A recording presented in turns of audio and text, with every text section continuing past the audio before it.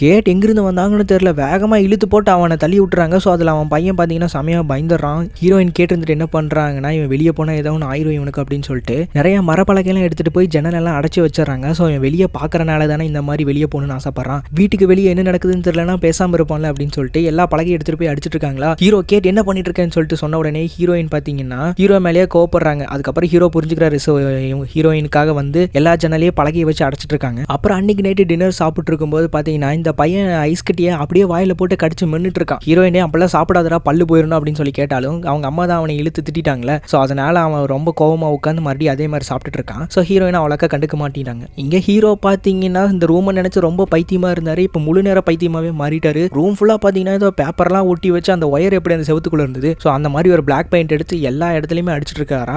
இதை அந்த பையன் பார்த்துறான். ஸோ அதுக்கப்புறம் என்ன பண்றான்னா கொஞ்ச நாள் கழிச்சு ஹீரோ இல்லாதப்ப அந்த பையன் பார்த்தீங்கன்னா ஹீரோவோட ரூம்குள்ளே போயிட்டு ஏதோ ஒரு பொம்மையை எடுத்து பார்த்துட்டு இருக்கான். அந்த இடத்துக்கு வந்து ஹீரோ பார்த்தீங்கன்னா இந்த ரூம்குள்ள ஒன்று வரக்கூடாதுன்னு சொல்லியிருக்கேன்னு சொல்லிட்டு மிரட்டுறாரா. அதை பார்த்து அந்த பையன் பயந்து ஓடிறான். அதுக்கப்புறம் ஹீரோ மேட்ரு இருந்துட்டு ஹீரோயின்ட்ட போய் திட்டிட்டு இருக்காங்க. இந்த மாதிரி அந்த பையன் ரூமுக்கு வரக்கூடாது அப்படிங்கிற மாதிரி சொல்லி திட்டிட்டு இருக்காங்களா. ஸோ இந்த பையன் பார்த்தீங்கன்னா ஒளிஞ்சு கேட்டுட்டு இருக்கான். அப்புறம் இந்த வீட்டுக்குள்ளே பார்த்தீங்கன்னா அந்த ப்ளூ பிரிண்ட் இருக்கும்ல. ஸோ அதை பார்த்துறான். அந்த ப்ளூ பிரிண்ட்டை பார்த்துட்டு இந்த பேஸ்மெண்ட்குள்ளே போய் பார்க்குறான். அப்புறம் இந்த பேஸ்மெண்ட்குள்ளே இருக்கிறதெல்லாம் பார்த்து முடிச்சுட்டு இந்த ரூம்குள்ளே போய் நம்ம ஏன் விஷ் கேட்கக்கூடாதுன்னு சொல்லிட்டு இவன் வந்து அந்த ஹீரோவோட ரூம்குள்ளே போய் ஒரு பொம்மையை கீழே போட்டு உடச்சிருப்பான். ஸோ அதே பொம்மையை எடுத்துட்டு போய் இப்போ ஹீரோ இல்லாதப்ப அந்த ரூம்குள்ளே போய் வச்சுட்டு வந்துடுறான். இதை பார்த்தனா ஹீரோக்கு பார்த்தீங்கன்னா பயங்கரமாக ஷாக் ஆயிருது. வேகமாக அந்த பொம்மையை எடுத்துட்டு வந்து ஹீரோயின்ட்ட காட்டி இந்த மாதிரி கேட்டு இங்கே பாரு அந்த ரூமை எப்படி யூஸ் பண்ணுன்னு சொல்லிட்டு இந்த பையனுக்கு தெரிஞ்சிருக்கு. இவன் எனக்கு தெரிஞ்ச நம்மளே ஏதோ ஒன்று பண்ணிடுவோம் அப்படிங்கிற மாதிரி ஹீரோ பைத்தியம் முடிச்ச மாதிரியே பேசிட்டு இருக்காரா. ஹீரோயின் கேட்டு இருந்துட்டு மேட் அவன் வெறும் சின்ன பையன் தான் ஏன் இப்படி பண்ணிருக்க அப்படிங்கிற மாதிரி அவங்க சமாளிக்கிறாங்க. ஹீரோக்கு பார்த்தீங்கன்னா அது புரிய மாட்டேங்குது. அவன் என்ன சொல்றாருன்னா இந்த மாதிரி சின்ன பையங்களுக்கு கற்பனை ஜாஸ்தியா இருக்கும். அவன் ஒருவேளை ஒரு டிராகனை கேட்டானா என்ன பண்றது அந்த ரூம்ல நம்மளால எப்படி தப்பிக்க முடியுமா அப்படின்னு சொல்லிட்டு ஹீரோ கரெக்டா பாயிண்ட்டை பிடிச்சி கேட்கிறாரா. ஹீரோயினுக்கு வேலிடான பாயிண்ட் எதுவுமே கிடைக்கல. அதனால அவங்க எதுவுமே பேச மாட்டேங்கிறாங்க.